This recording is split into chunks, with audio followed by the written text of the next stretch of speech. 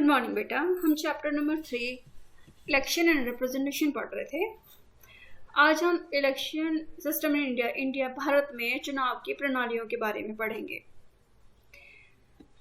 Mainly आप लोगों को first pass the post system के बारे में तो सभी को लगभग पता है और आप जानते हैं कि चुनाव में सबसे ज़्यादा जिसको वोट मिलता है उसी की जीत होती है। इस सिस्टम से आप अवेयर हैं, आप इसके बारे में जानते हैं। पर इसके अलावा एक और भी सिस्टम है विनर डिसाइड करने का, जो कि प्रोपोर्शनल रिप्रेजेंटेशन के बारे में है।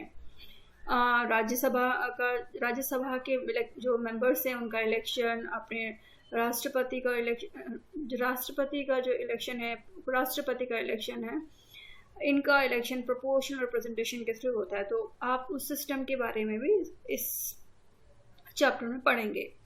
फर्स्ट ऑफ ऑल हम पढ़ेंगे election system of India. India में कौन कौन से इलेक्शन सिस्टम्स हैं।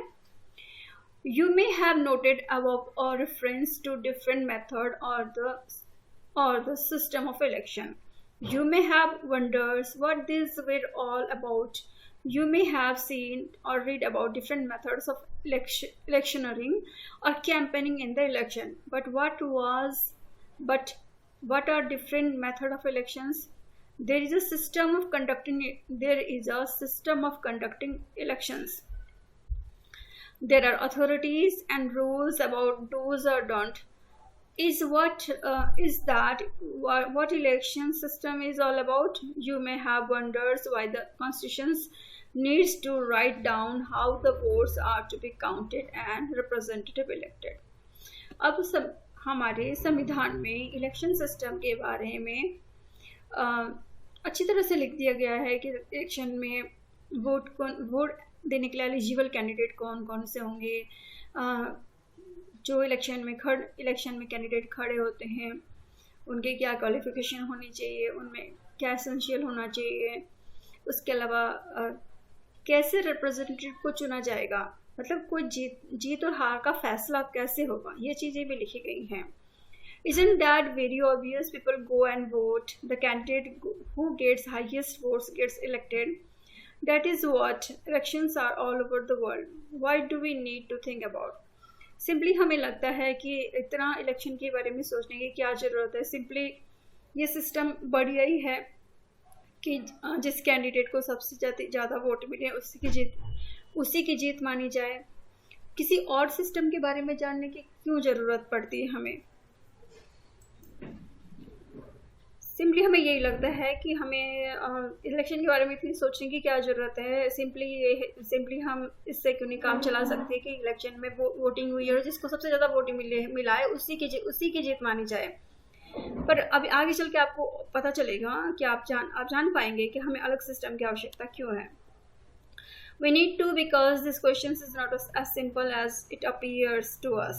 We have got so used to our systems of elections that we think that there cannot be any other way. In a democratic elections, people vote and their references decided who will win the contest. But there can be very different way in which people make their choices and very different way in which their preferences can be counted. Election के method अलग हैं। Election में जीत और हार का फैसला बदल सकता है अगर हम उसमें first pass the post system या प्रोपोर्शनल रिप्रेजेंटेशन अलग अलग मेथड से अगर हम इलेक्शन कराएं तो जीत हार का फैसला बदलने की संभावना भी हो सकती है। This different rule of the game can make a difference to who the winner of the game will be. So rules can favor bigger parties. Some rules can help the smaller players. Some rules can favor the majority community. Other can protect the minorities. तो अगर election के rule बदलते हैं तो बदले हुए rule के according हो सकता है कभी बिगर पार्टीज को बेनिफिट हो जाए, कभी स्मॉलर पार्टीज को बेनिफिट हो जाए, कभी मेजोरिटी कम्युनिटी को इसके बेनिफिट हो जाए तो कभी माइनॉरिटीज को इसका बेनिफिट हो जाए। तो यानी कि इलेक्शन के अगर रूल बदले जाते हैं तो जीत हार का फैसला भी अलग अलग हो सकता है। इस क्लिपिंग को देखिए, नवभारत टाइम्स का है। पहली बार कांग्रेस को 3/4 बहुमत यानी कि 3/4 75%। ठीक है, अभी कौन से इलेक्शन के हैं आगे इसके बारे में है। It talks of one historic moments in India's democracy.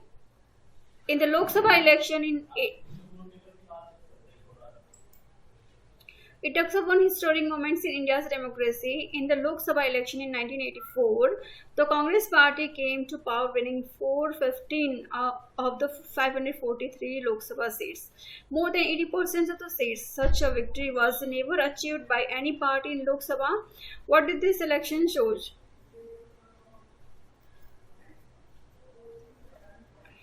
तो ये जो आपने ऊपर क्लिपिंग देखी थी, ये क्लिपिंग ये 1984 की लोकसभा इलेक्शन से संबंधित है, उससे रिलेटेड है। आप जानते हैं कि लोकसभा में टोटल सीट्स तो 543 सीट्स हैं। हमारी कॉन्स्टिट्यूंसी जो है 543 कॉन्स्टिट्यूंसी है। इसमें से 543 कॉन्स्टिट्यूंसी में से 415 कॉन्स्टिट्यूंसी 415 जो कॉन्स्टिट्यूंसी थी, इसमें से कांग्रेस को सीट मिली, कांग्रेस की जीत हुई। यानी कि लोकसभा में जितनी सीटें होती हैं उसकी 80% सीट्स कांग्रेस पार्टी को मिली। ये बहुत बड़ी जीत थी, है ना। Such a victory was never achieved by any party in Lok Sabha. What did this election shows? अब अगर देखो 80% जो है सीट्स 80% सीट्स कांग्रेस पार्टी को मिल गई, तो इसका मतलब क्या है? तो Congress party 1/4 of the seats, मतलब 4/5 मतलब 5 सीटों में से 4 सीट जो है, अगर हम एवरेज निकाल तो 5 सीट में से 4 सीट जो है कांग्रेस की ही थी। Does it means that 4 out of 5 Indian voters voted for the Congress party? क्या जो सीट मिली है लोकसभा में, इसके लोकसभा में जो सीट मिली 80% जो सीट मिली है, या 4/5 सीट मिली, यानी कि 5 में से 4 सीटें जो है वो कांग्रेस पार्टी की थी। क्या इसका मतलब ये था कि जो इंडियन वोटर्स थे 5 वोटर में से 4 वोटर्स ने कांग्रेस पार्टी को ही वोट किया था? क्या ऐसा था? एक्चुअली नॉट, ऐसा नहीं था। Take a look at the enclosed table. The Congress party got 48% of the votes. The Congress party got 48% of the vote. This means that only 48% those who voted in the favor of candidate put by the Congress party.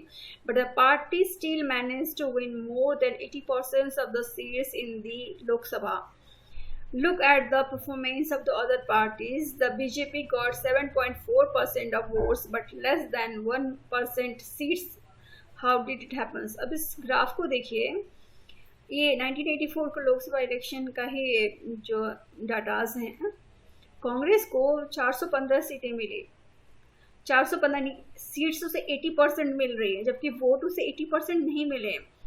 Vote उसे 48% मिले हैं कांग्रेस को, पर seat जो है 415, यानी कि 48% vote मिले हैं और सीट 80% मिली है।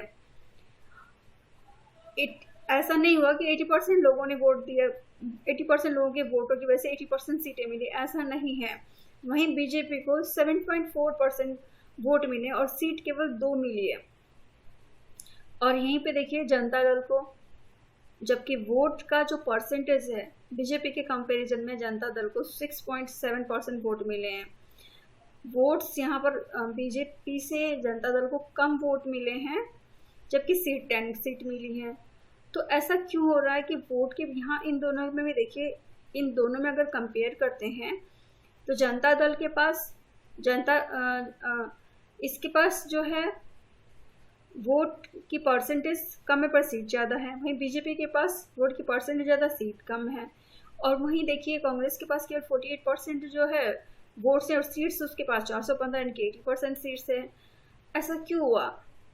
ये जो है first pass the post system की वजह से है। अगर यहाँ पे प्रोपोर्शनल रिप्रेजेंटेशन लगाया जाता तो 48% अगर इसको वोट्स मिले हैं तो 48% ही सीट मिल पाती। तो यहाँ पर देखो, अगर सिस्टम चेंज करेंगे, अगर सिस्टम चेंज कर देंगे, अगर जितने परसेंट वोट मिले हैं उतने परसेंटेज सीट अगर दी जाती तो यहाँ पर पूरा डाटा ही चेंज हो जाता। This happened because in our country we follow a special method of elections. Under this system, the entire country is divided into 543 constituencies. Each constituency elected one representative, and the candidate who secured the highest number of votes in the constituency is declared elected. It is important to note that in this system, whoever has more votes than all other candidates is declared elected. देखो, हम अपने country में अपने पूरे देश को 543 constituency में divide कर दिया गया। हर कॉन्स्टिट्यूंसी से लोकसभा इलेक्शन के लिए अपने कंट्री को 543 कॉन्स्टिट्यूंसी में डिवाइड कर देगा। हर कॉन्स्टिट्यूंसी से एक मेंबर इलेक्ट होके आता है, और वो मेंबर कौन आएगा उस कॉन्स्टिट्यूंसी में तो बीजेपी, कांग्रेस और अदर पार्टी, सभी पार्टियों से कैंडिडेट खड़े होंगे। वो कैंडिडेट जीत के आएगा जिसको सबसे हाईएस्ट नंबर ऑफ वोट मिले हैं, और बाकी लोग जिनको थोड़े उनसे कम वोट मिले वो कैंडिडेट हारे हुए माने जाएंगे। भले जनता ने उन्हें पसंद किया हो, अगर 1 वोट 2 वोट भी कम हो जाते हैं तभी वो हारा हुआ ही माना जाता है, वो कैंडिडेट को सीट भी नहीं मिल पाती है। तो ये system first pass the post system है। इसी सिस्टम की वजह से आपको ये सब इस तरह का रिजल्ट आया है। The winning candidate need not secure a majority of the votes. This method is called the first past the post system. In the electoral race, the candidate who is ahead of others who crosses the winning post first of all in the winner. This method is also called the plurality system. This is the method of election prescribed by the constitution. तो लोकसभा का election हो गया, आपका विधानसभा का election है, हमारे जो ग्राम panchayat MCD के जो इलेक्शन है, first pass the post system को ही अपनाया है। यहाँ पर कैंडिडेट को केवल अपने साथ दूसरे जो कैंडिडेट इलेक्शन में खड़े उनसे ज़्यादा जो वोट ले आता है, जैसे 10-15 कैंडिडेट खड़े, जो कैंडिडेट ज़्यादा वोट लेके आएगा, जिस कैंडिडेट को ज़्यादा वोट मिलेंगे उसी की जीत मानी जाएगी, है ना। यहाँ पर ऐसा है नहीं कि जीतने वाले कैंडिडेट को इतना परसेंट 50% या 60% वोट लाना ही लाना है, ऐसा कोई यहाँ पर कंपल्सन नहीं है। तो ये system first pass the post system है। Let us now go back to our example. The Congress party won greater share of the seats than its shares of votes because in many of the constituencies in which its candidate won, they secured less than 50% of the votes. तो आपने अभी देखा था कि कांग्रेस ने 48% तो उसे vote मिले और 80% सीटें मिली। ऐसा क्यों हुआ? क्योंकि कैंडिडेट भले उनके 80% जो कॉन्स्टिट्यूंसी से जीत के आए, पर वहाँ पर उन्हें काफ़ी लार्ज नंबर के वोट के गैप से वो जीत के नहीं आए हैं, है ना। तो उन्हें 50% जो वोटर है उससे कम लोगों ने ही कांग्रेस पार्टी को वोट दिया। मतलब हम अपने इंडिया में जितने भी वोटर्स हैं 50% से कम लोगों ने कांग्रेस को पसंद किया, फिर भी उन्हें 80% सीटें मिली और उन्होंने सरकार बनाई। If there are several candidates, the winning candidates often gets much less than 50% of the vote. अगर चुनाव में हमारे पास कैंडिडेट बहुत सारे खड़े हो जाते हैं एक इलेक्शन में, और कैंडिडेट बहुत ज़्यादा खड़े, कॉन्स्टिट्यूंसी में बहुत ज़्यादा कैंडिडेट खड़े हो जाते हैं, तभी वोट बट जाते हैं। ऐसे में ऐसा मुश्किल ही हो पाता है कि जो विनर कैंडिडेट है उसको 50% से ज़्यादा वोट मिल जाए। The votes that go to all the losing candidate go waste for those candidates or parties get no seats from those voters. अब इस फर्स्ट पार्ट ऑफ सिस्टम में कमी क्या, खामी क्या है? जो कैंडिडेट हार गए हैं, जो 2nd, 3rd, 4th, 5th, 6th position में आए हैं, उनके वोट वेस्ट ही हो जाते हैं। भले वो भी जनता की पसंद थी, पर वो वोट वेस्ट माने जाएंगे, उनको कोई सीट नहीं मिलती है। Suppose a party gets only 25% of the votes in every constituency, but everyone else gets even less vote. In that case, the party could win all the seats with only 25% of votes or even less. तो हमने India का ये voting system देखा, first pass the post system. इसमें constituency में जो candidate खड़े हैं उसमें जिसको सबसे ज़्यादा वोट मिलता है उसी की जीत मानी जाएगी। इसमें ऐसा कुछ नहीं है, यहाँ कोई परसेंटेज निश्चित कर दिया गया है कि जीतने वाले कैंडिडेट को 50% से अबव वोट लाने ही हैं या वोट मिलने ही चाहिए। तो ये first pass the post system है। अब नेक्स्ट में हम प्रोपोर्शनल सिस्टम रिप्रेजेंटेशन पढ़ेंगे कि वोटिंग का दूसरा तरीका है, और ये वोटिंग का तरीका जिसमें रिजल्ट अलग ही आ सकता है प्रोपोर्शनल रिप्रेजेंटेशन में।